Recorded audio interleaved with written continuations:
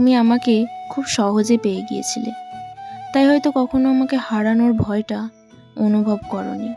যে মানুষটা নিঃস্বার্থভাবে তোমাকে ভালোবেসেছিল, সে শুধু একটু যত্ন, সম্মান আর গুরুত্ব চেয়েছিল তোমার কাছে।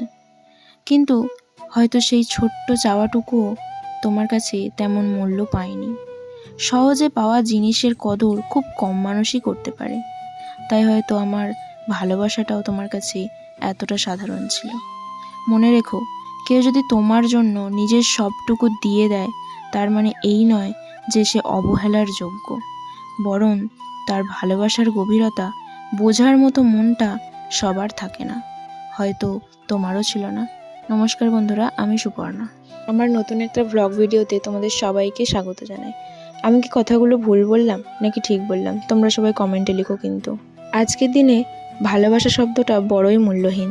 যে পায় সে কদর করে না, আর যে কদর করে সে পায় না। ওই দেখো, গল্প করতে করতে তো ওদিকে আমার অনেকগুলো কাজই করা হয়ে গেল।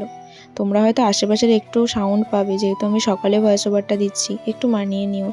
তো এদিকে আমি টুকটাক করে কাজ করছিলাম, আর এদিকে একটা আম কেটেছিলাম। আমটা না খুব টক ছিল। ওই যে আগের দিন তোমাদের একটা মাটির থালা দেখিয়েছিলাম, ওটাই এখন একটু ডিজাইন করব বলে নিয়ে বসলাম।